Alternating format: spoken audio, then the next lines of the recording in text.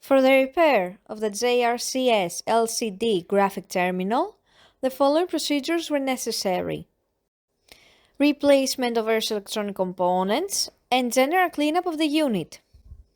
For testing, we add a 24-volt DC power supply, and as soon as we turn it on, the unit responds and the screen lights up.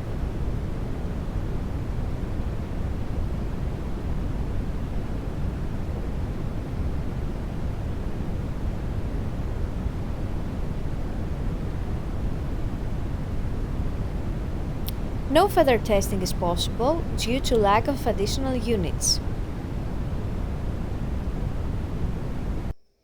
It is now clear that the LCD graphic terminal is working successfully and is ready to be delivered to the customer.